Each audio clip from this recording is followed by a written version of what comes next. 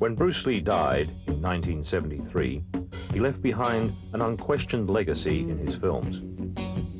But beyond his films, there is another legacy, in his martial art, Jeet Kune Do.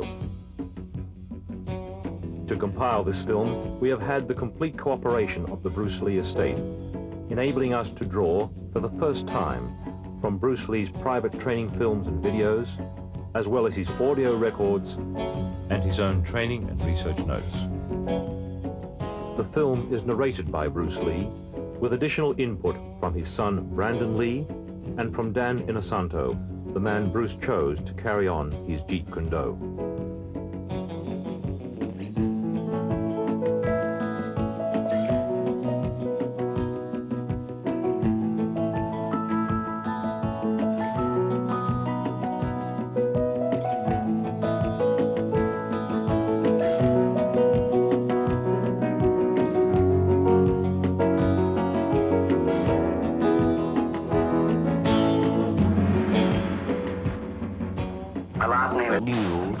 Jeet Kune Do, of which I am the founder, has been elected and accepted into the Black Belt Hall of Fame in America. This marks the first time a recently developed form of martial art is nationally accepted. No, Jeet Kune Do is not thousands or even hundreds of years old. It started in around 1965 by a dedicated and intensified man called Bruce Lee. And my martial art is something that no serious martial artist can ignore. I met Bruce Lee in 1964 through Ed Parker, who was my Kempo karate instructor at that time. And it was the first year of the first international karate championships held in Long Beach.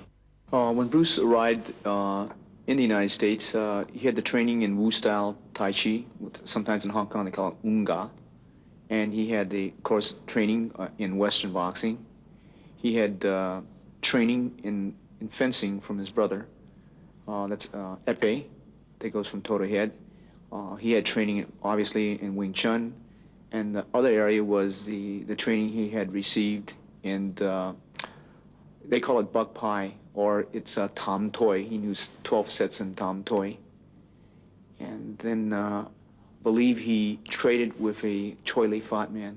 So those are the arts that Bruce brought into the United States. In the beginning, he used the Wing Chun as the base system, or the first system. But as time went on, he went away from that, started to extract different things from different systems and put it to his personal use. That's why we say absorb what is useful and reject what is useless for you. That's the concept. Okay? He says using no way as a way. In other words, it's not a Japanese way, it's not a Chinese way, it's not a Korean way, it's not an Okinawan way, it's not a Filipino way, it's not an Indonesian way. He's saying using no way as the way. You are the way. Okay? Then he's saying using no limitation as a limitation. That's the concept in Jeet Kune Do. That means I don't limit myself to a Filipino style or an Indonesian style or a Malaysian style. I use what is useful for me, because at certain times a certain art may be useful under a certain environment. Kung Fu is originated in China. It is the ancestor of karate and jiu-jitsu. It's more of a complete system, and it's more fluid. Kung Fu can be practiced alone or with a partner. Practicing alone, they involve form. Some imitate a crane, a monkey, a praying mantis. Martial art include all the combative arts like karate or judo. Karate, judo, Chinese kung fu or Chinese boxing, whatever you call it. All those. You see, like Aikido, Korean, I can go on and on and on. But it's a combative form of fighting. I mean, it's not, some of them became sport, but some of them are still not. I mean, they use, for instance, kicking to the groin, jabbing fingers at the eyes and things like that. He mixed his trapping into grappling. He had 32 different sequences, as you could see in The Game of Death and the Way of the Dragon, those two films. He was getting into grappling, the face locks, the head locks. Originally, Bruce taught us various different trapping methods. For instance, if the punch was to come and we were to trap it, we would come back here and we would lock up. This would be the lock-up positions that we would use. To me, okay, to me, ultimately, martial art means honestly expressing yourself. Now, it is very difficult to do. I mean, it is, and make this into a weapon.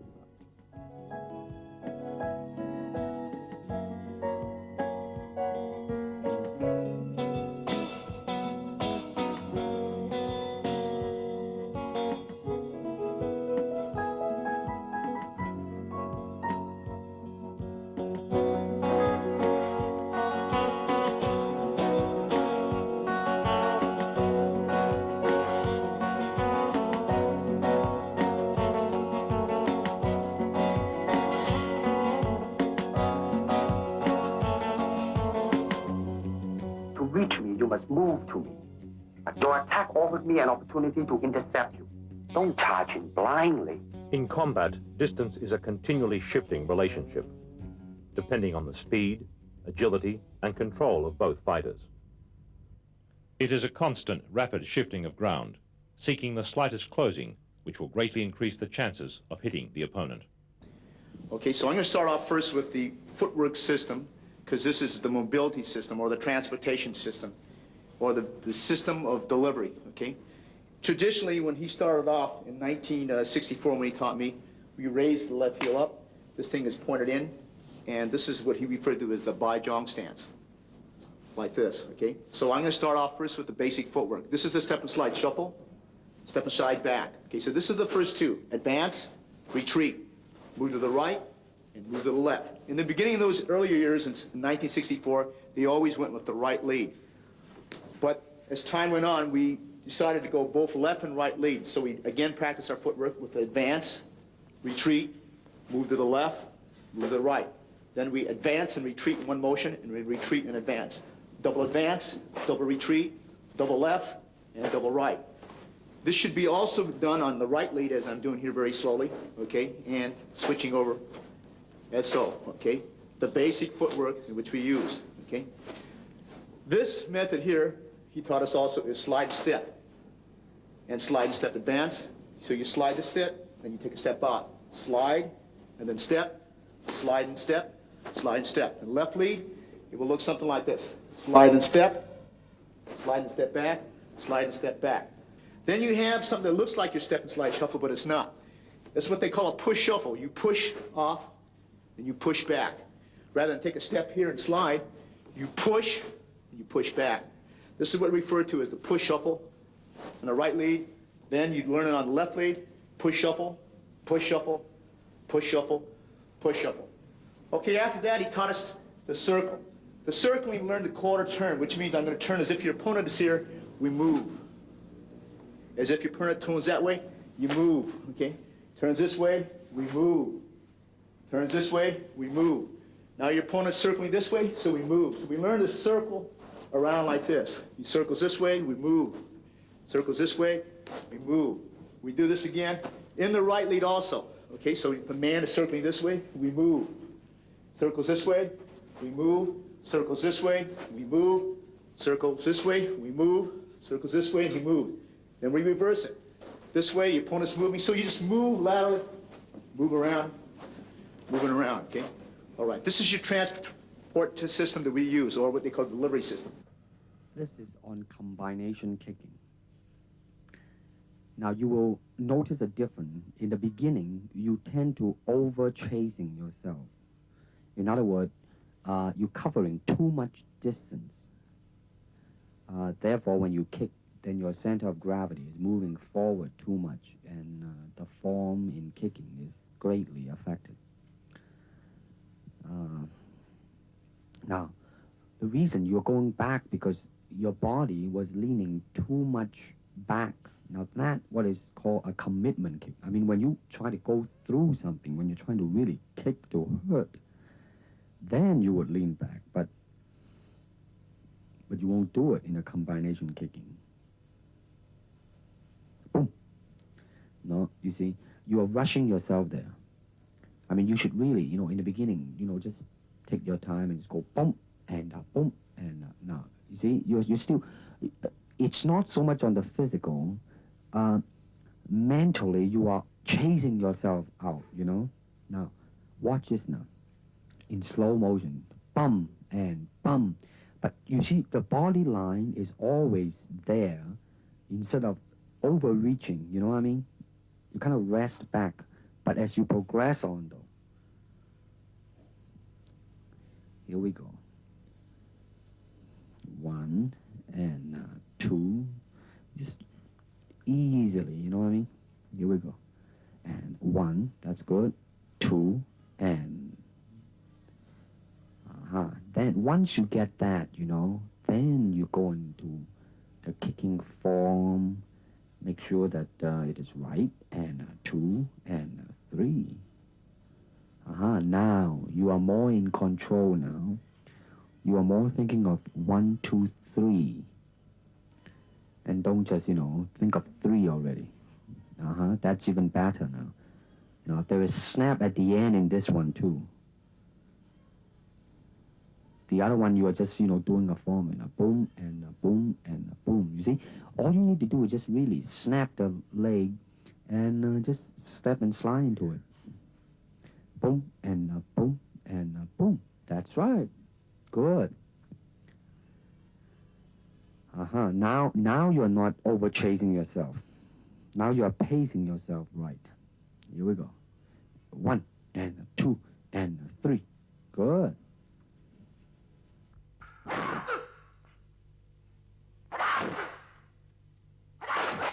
Boom and a boom and a boom. Now, good.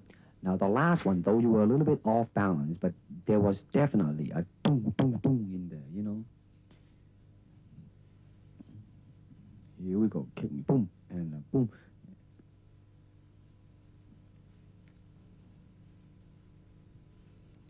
Here we go. Boom, boom. You gotta bring the leg back quick. You see, you let it dangle out there too long. Gotta bring it back. You gotta bring it back. You gotta bring it back.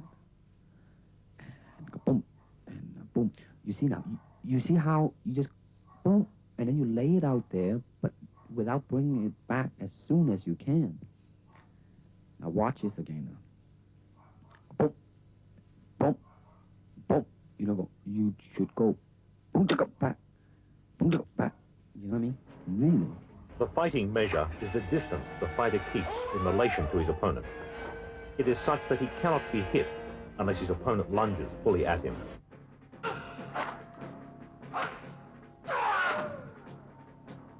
Martial art has a very, very deep meaning as far as my life is concerned because as an actor, as a martial artist, as a human being, all these I have learned from martial art.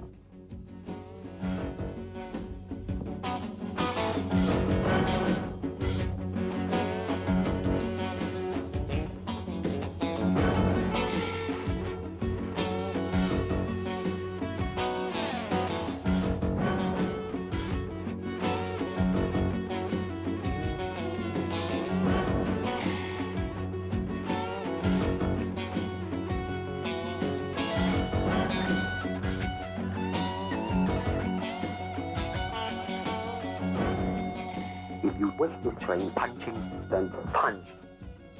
If you wish to train kicking, then kick. The power from my kicks and punches are bursting. I demonstrated a sidekick on Ken Knutson, a powerful Goju stylist that moved so fast that he felt as though his eyeballs were still where he was standing. Now, first of all, I noticed that in this tape, that as it progresses, your feeling is more involved in the technique, and consequently, your technique also improves.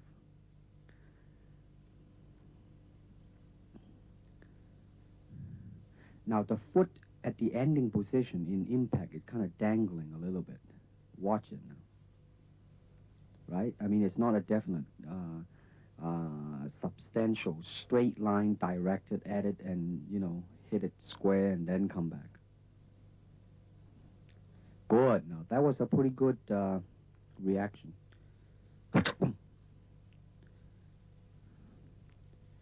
Good. You're pretty loose here. I see your hands dangling loose. And here we go.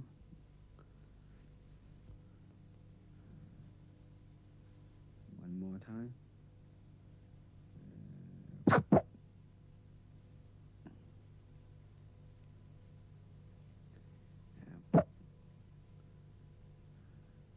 Pretty good.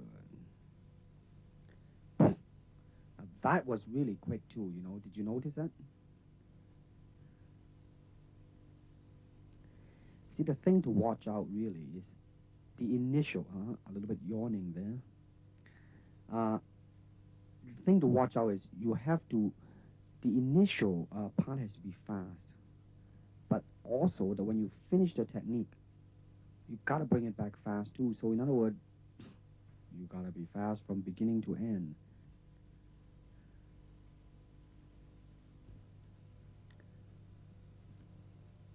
In the spin kick, you will notice a very good lesson in there.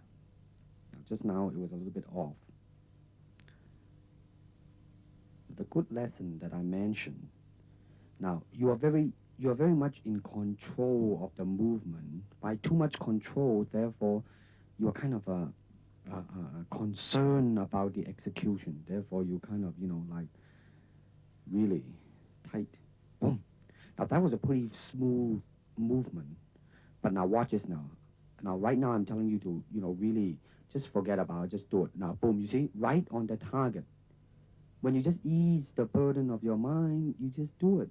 Now watch the next two kick now. Just go boom, right on the head, man. And good speed too. And boom, boy, right on the head. See, now that's James Coburn in there, kicking. You see what I mean now?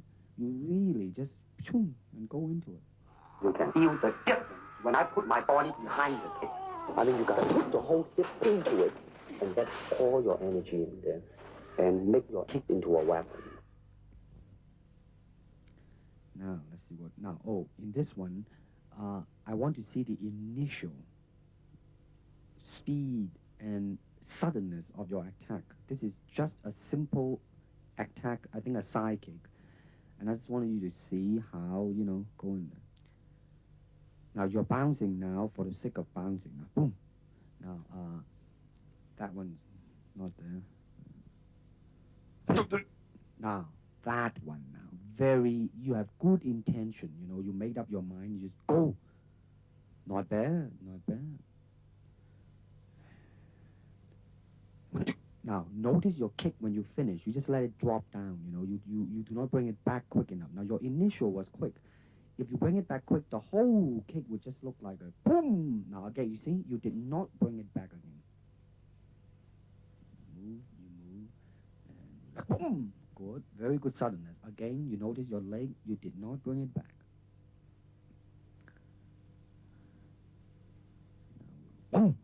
Good. Now, I really like the suddenness, you know, of your...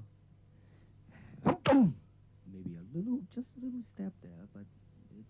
Listen, man, it passed. Boom.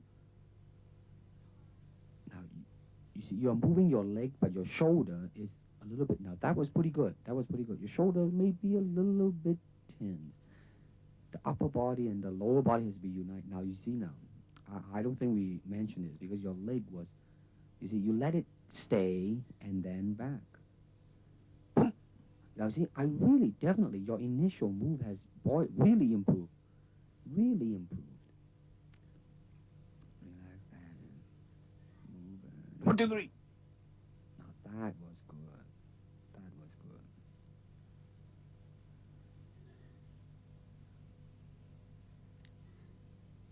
Boom. A little bit low. Boom. Good. Now, this is the flexibility now. Now, I want you to watch your left leg, you know, the stationary leg. Now, watch the stationary leg one out. The first one, you didn't make it. Now, the second one, you didn't. Now, watch this now. Watch it. Boom. You see how it really straightened out and you let all the weight rest on the heel and it just reach. easily. Now this is the side kick going over. Now listen to this now. I like your very good natural feeling on the first one, though the kick was not too good. I mean, you see how it just really, very smoothly it go up there. Now the second one, you want to control your foot position a little bit. Maybe you are too much control in there. Watch it. You know what I mean? Make it not as natural as the first one. Boom. Mm-hmm.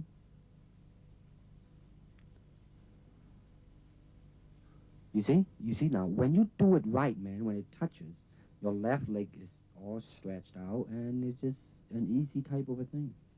Now, I think we are comparing. I let your leg dangle out there. I asked you to do it because, so you will get a feeling of it. Now you're going to bring it back quick now. Watch this now. And, you see? It was kind of a little bit off balance in the last one, but that's all right. Now you're going to go sideways. Watch now. I like the second one better than the first one.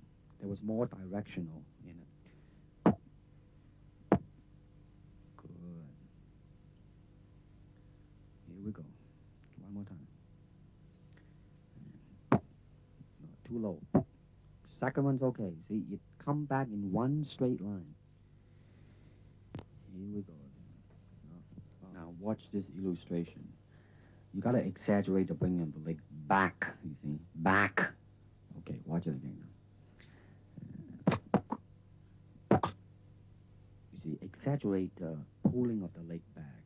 Make it look much more faster and more forceful. Watch this now. I like the naturalness of your kick. Watch this now. You see, at the end, there was really the feeling there, Hey, good. Get your back jumping up and down. Hey, good. Nice one.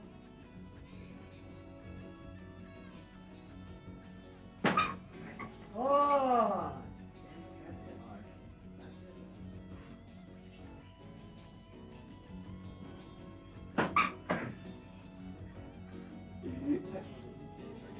One more.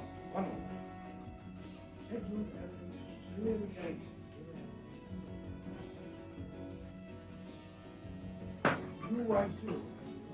I see what happened.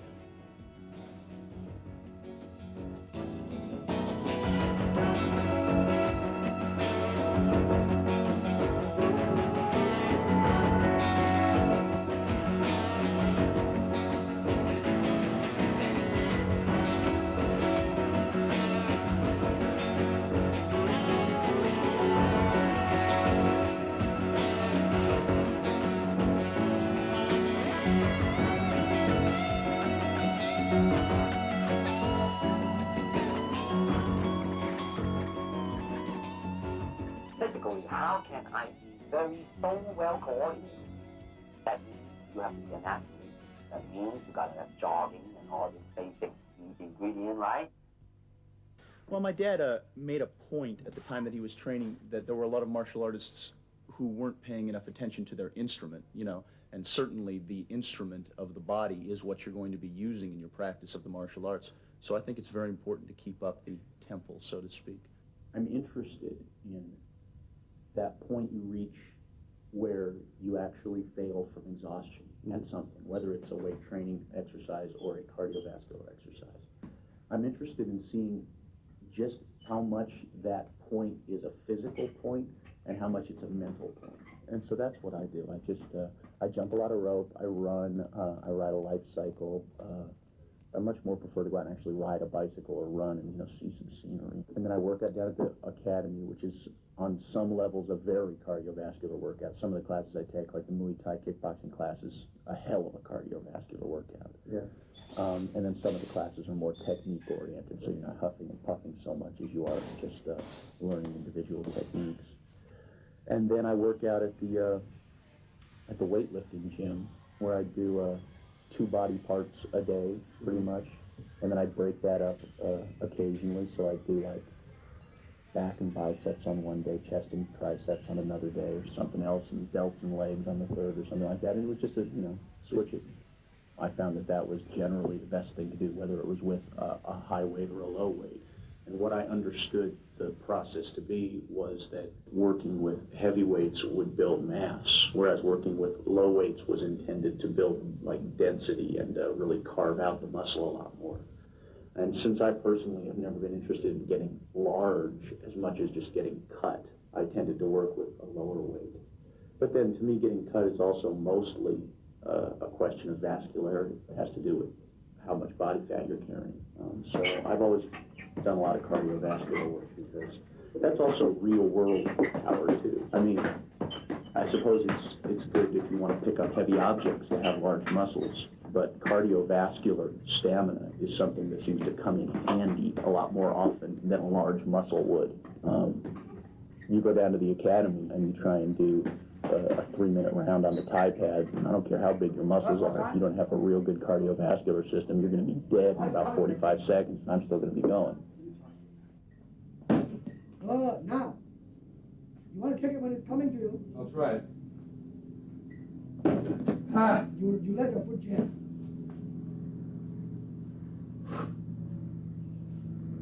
Drive the sucker. You're pushing. Okay, now, Jim, go and kick a beanbag and give me the thrust the sucker to Kingdom Come.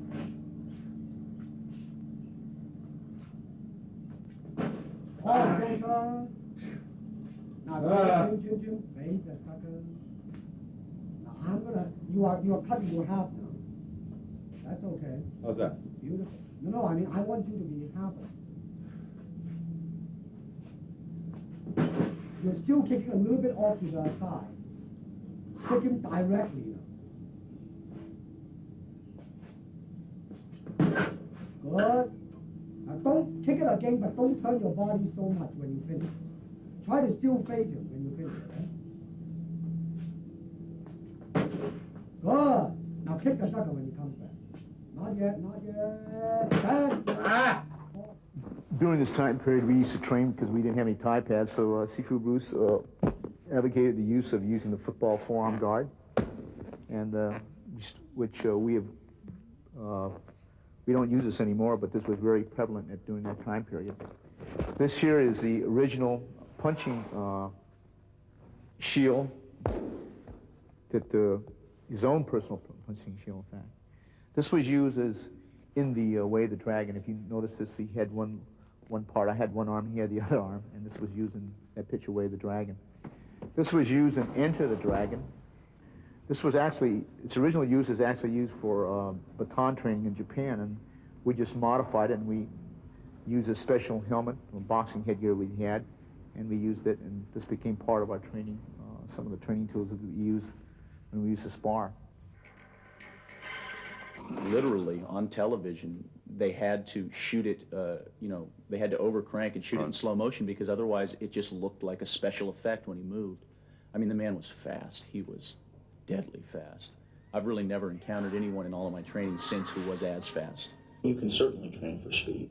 I think that training for speed is, number one, it's a genetic factor. Yeah, certainly. There are some people who are just gifted. They are fast naturally.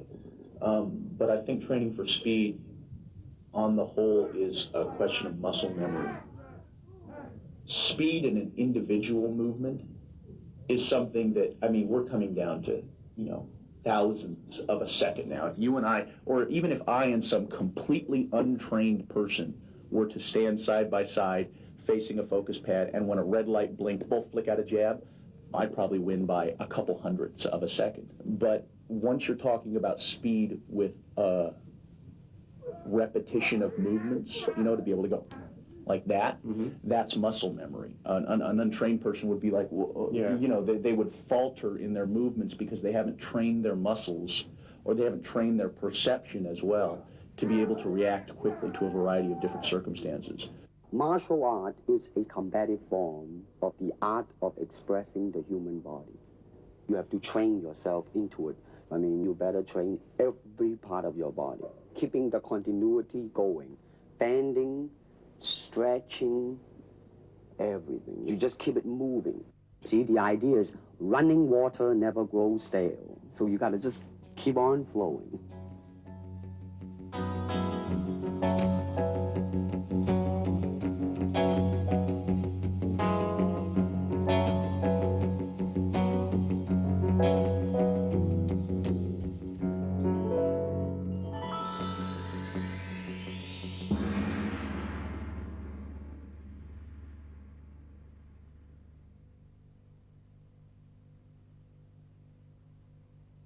When the opponent expands, I contract. And when he contracts, I expand. And when there is an opportunity, I do not hit. It hits all by itself. To me, at least the way that when I teach it, of expressing the human body. Jeet Kune Do is not a style.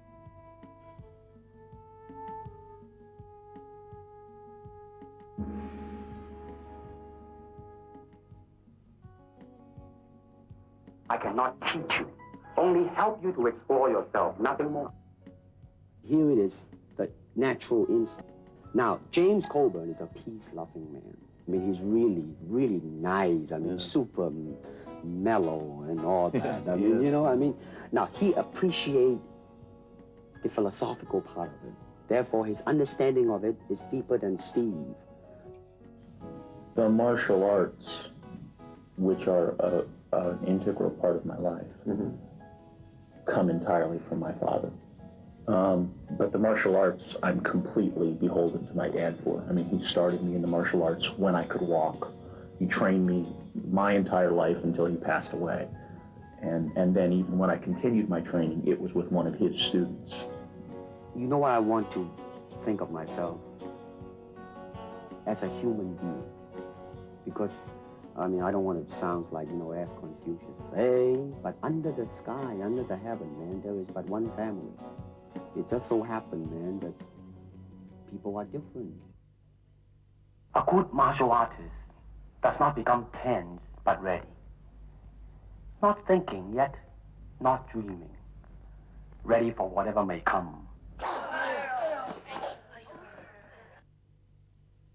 When you move down the road towards the mastery of the martial arts, and you are constantly moving down that road, you end up coming up against these barriers inside yourself that will attempt to stop you from continuing to pursue the mastery of the martial arts. And these barriers are such things as when you come up against your own limitations, when you come up against the limitations of your will, your ability, your natural ability, your courage, how you deal with success and failure as well, for that matter. And as you overcome each one of these barriers, you end up learning something about yourself. And sometimes the things you learn about yourself can, to the individual, seem to convey a certain spiritual sense along with them. I don't believe in systems, nor in methods. And without system, without method, what's to teach? I found the cause of my ignorance.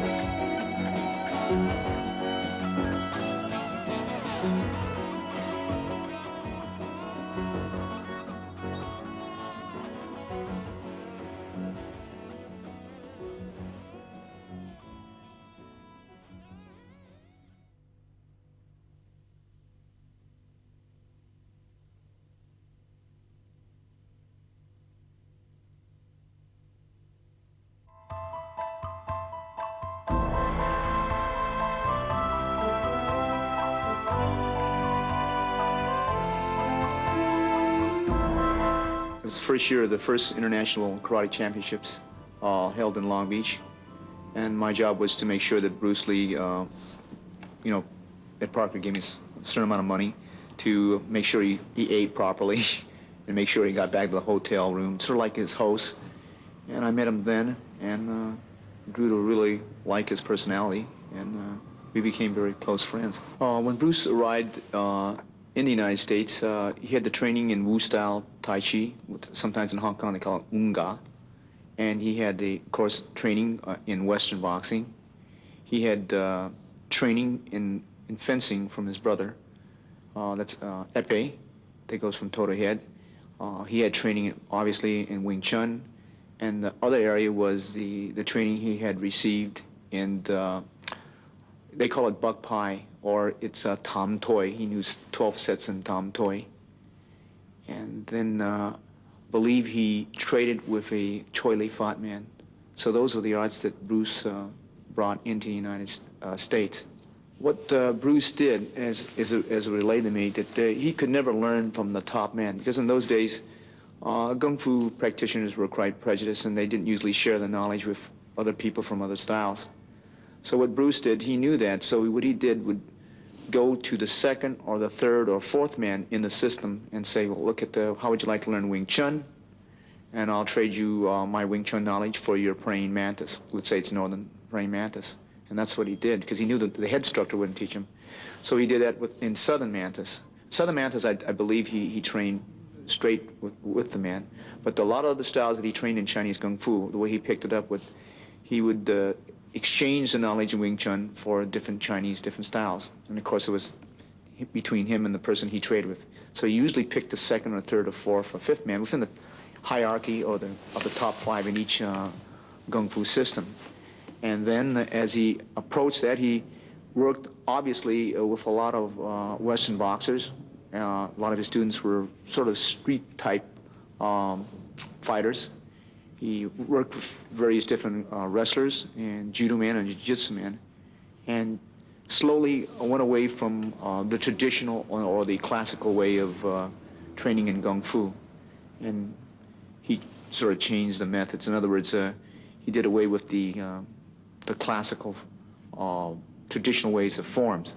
But I think he still kept the forms, but he separated between what was the forms and what was the way he wanted to train for martial art.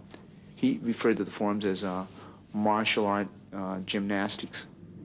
And that's the first part that you would see, because when I first learned under Bruce, he was teaching me sets. For the first 6 months of my training, I learned sets. And I was learning a set in Northern Mantis, and the first set in Wing Chun, and a little first part of the Wu system, Tai Chi Chuan. And then within about 3 to 6 months, it's hard to go back in my memory right now, but he said that's not where it was at. And he just completely stopped teaching me that, and went into this, what I call his way of thinking, his way of training. Instead of doing, like in other words, the Wing Chun dummy, for an example. And I think Bruce only knew from 1 to 60, I believe. And he wanted to learn the rest of the Wing Chun dummy. And at that time, he did not know. And I think he went back to Hong Kong and tried to learn it, but somehow reason he could not. So he felt that the first 1 to 60 was the very important. Instead of training from 1 to 60, he would take a portion of that 1 to 60 and train that thing over and over and over and over again. That's the way he taught. And then he came to a point where he started to not even follow the prescribed method on the Wing Chun dummy. He just started to freelance it. And that's what he did with the forms. He just took a section of the form and shadow box it, pretty much like a Muay Thai fighter would do. He would shadow box the movements, right? Or like a Western boxer would shadow box. And he would take it out of the form, analyze it, investigate it, and say, no, that's not the way you would actually do it in combat. I'll change it a little bit. And probably, I'm safe to say, he was probably very much criticized during that time period. Absorb what his useful concept is just something that he felt that every individual was different. Therefore, he couldn't really follow his instructor per se. So realizing that you couldn't follow his instructor, he had to find out what worked for him. But of course you have a base system. And so his interpretation is that you could, say, unite Wing Chun and flow right into Jiu-Jitsu, and go from Jiu-Jitsu into Western boxing, and Western boxing out to Savate or out to Muay Thai, and go back and in and out of various disciplines. This was his idea, and he seemed to, as people said at that time, get away with it. But a traditionalist might frown on that because that's not the accepted way. There are some people that, when you study with them, whatever the style is, they want you to say strictly Chole Fat, or let's say Chole Fat, for instance. Okay, but his concept was that you didn't have to. You could flow from Chole Fat into Wing Chun if you knew how to do it. You can flow from Chole Fat into Western boxing hands. You can, from Western boxing hands, you can flow into Jiu-Jitsu. You can flow into grappling. So absorb what is useful is that, identically what he's trying to say is it's from a book called The Art of War, Sun Ji. He says absorb what is useful, reject what is useless, and add specifically what works for you. So that's basically the philosophy behind absorb what is useful. Transcending technique is many ways you could do this, but the techniques really aren't that important. What makes a technique, in my opinion, is the timing, the rhythm. Okay, your personal attributes like your agility, your balance, your coordination, dexterity, stamina, strength for that certain time period. The technique has to fit the individual. Technique has to fit motion, both your motion and the opponent that you're flowing with. That's the important part about technique. So attributes, according to Bruce, were probably more important than technique. Developing speed or stamina or strength, those were attributes that you do use in combat. And that's, I think, what he was trying to say there, that you got to transcend the technique, both physically and mentally. Having no limitation as a limitation, the philosophy behind that is that if you are trained in a particular martial art, which is called a Japanese style, they might see something in another style that they like, let's say another Chinese style. But because of the curriculum, they stay within the boundaries, so therefore it limits what he can use. As having no limitation is your limit, he's using no limit. The boundaries within the Western boxing, let's say that's a boundary because you're boxing, you're strictly using your hands. You're not really using your knee, you're not using your elbow, so it is limited. Wrestling, for the most part, unless it's professional wrestling, you're not allowed to use the elbow or bite and gouge. So you're limited because that gives you a kind of a structure to work with. Judo is very, very good art. They throw well, they choke well, they strangle well, they arm bar, they leg bar, but there is no punching, so that's limit. So he's trying to say using no limitation as styles do limit to a certain degree. Bruce said that to transcend technique, it has to punch, it has to kick. You don't punch, it punches, it kicks, it elbows, it knees, it head smashes, all right? It does everything. It grapples, it locks, it chokes, it strangles. It was the transcending of self.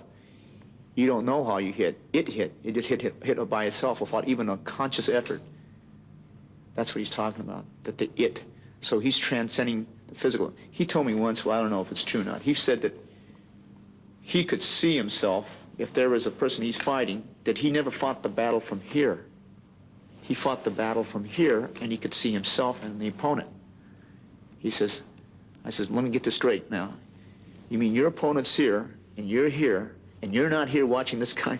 He says, yes, I'm watching from here. So he had that saying, and I think it's in one of his sayings, he says, be like a wooden doll. It has no ego. It just moves like a wooden doll because you move. So he can absorb it, like he said, you can observe things better from a third person, without clearly. Like it's when I train fighters, I couldn't understand why they couldn't see the opening when they were sparring, right? And why they didn't cover this. But when you get in there, you can't see the opening. You could see it from the third person, and that's what Bruce was saying he was seeing it. For a good example, when I played football, if I made a good run, it was so effortless. When you're up there in the stadium, you can see the openings where he should have ran left and right. But when you're running with the ball, you can't see the openings sometimes, right? Your coach from the bench can see it, and your scout up there in the stadium can see where you should have ran left or right, or you should have put on a speed, or should you stop short and cut to the left or to the right. But when you're in the heat of it, you really can't see it, right? That's what he's saying, that he sees it from a third person. Therefore, he can see the openings. That's why a trainer has to tell his boxer or his fighter when he comes back to the corner, he says, loop with the overhead. He's dropping his hands because sometimes he's so occupied in trying to defeat his opponent, he can't see it because he's not a wooden doll. You have to be formless, as he should tell us. And that's, I think, what he's trying to say. It does it because he's no longer in the body. What Jun Fan was basically, I think its base system was probably Wing Chun, and thrown in with ideas that he picked from Savate, Muay Thai, as he saw it, as he observed, thrown in with various different Kung Fu systems and Western boxing with Jiu-Jitsu and different things he had learned from different grappling arts from China. And that's the basis of Jun Fan. The liberation of Jun Fan, we get into now what we call Jeet Kune Do. For an example, to expand on what Jeet Kune Do is, Jeet Kune Do is a very personal thing. Therefore, it is not really a product. Rather, it's a process. It's a process of becoming, and you're constantly changing. The only thing you can be sure about time is it's constantly changing, even the ideas.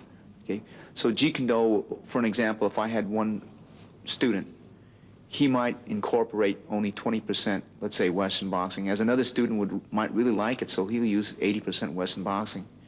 Another person might incorporate 100% Muay Thai. Another person might not like the training, so he might incorporate 10. That's strictly up to him.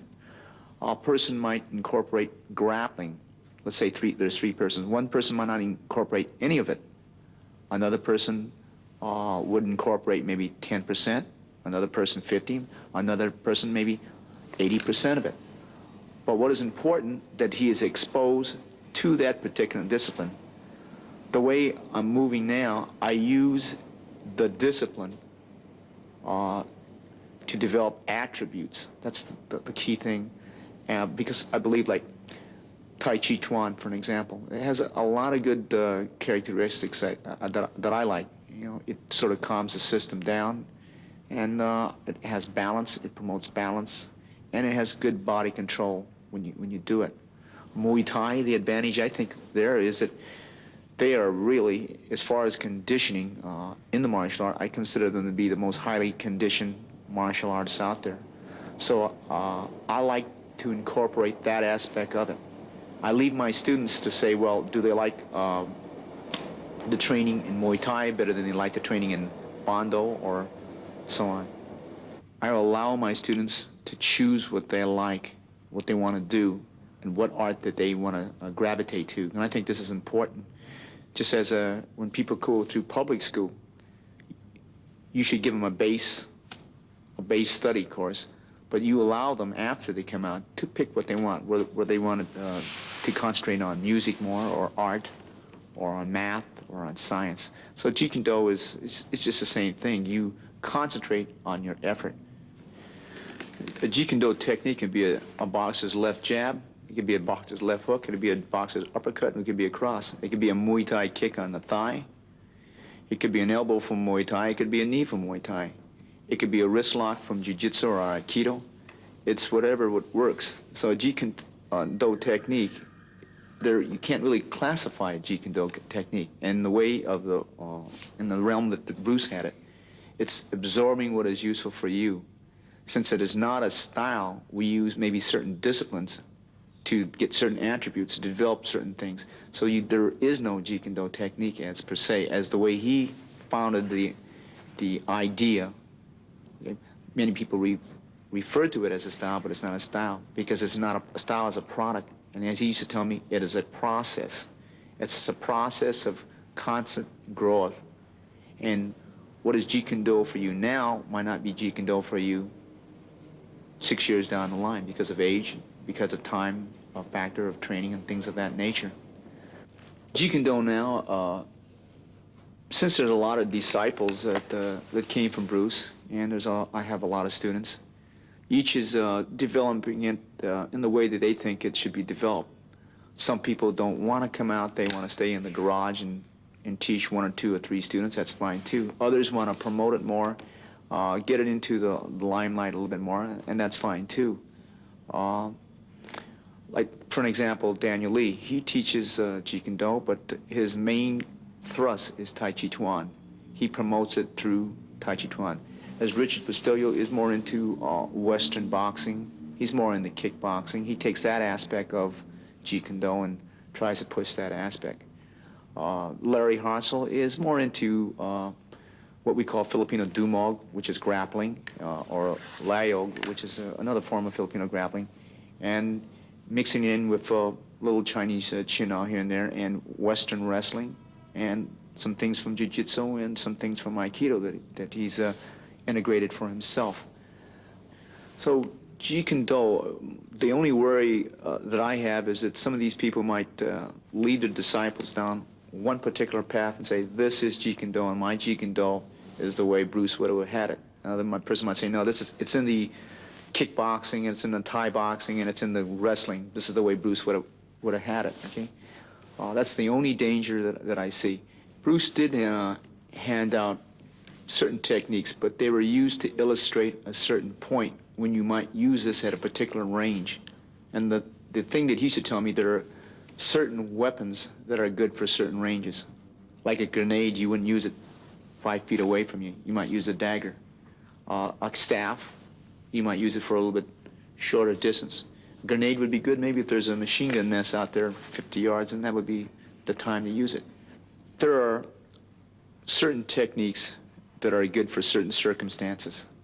Once a man crashes in and he's in grappling range, you should use it.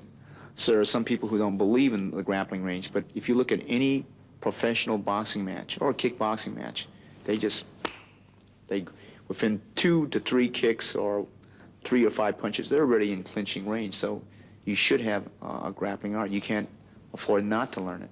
Okay, some people say, well, I'll finish it all in kicking range. I'll finish it all. So I guess what I'm trying to say is that every system or discipline has its time and place. For an example, Bruce used to ask me, he said, Dan, what's the best way of travel? I says, 747, jet, United Airlines, possibly. He says, well, if you're going across the street, the jet wouldn't be very much use, would it? If you wanted to go 2 or 3 blocks, maybe a bicycle might be better than a car. And if you're in the jungles of Amazon, he says, the Porsche that McQueen drives isn't any good because he can't use it under that environment.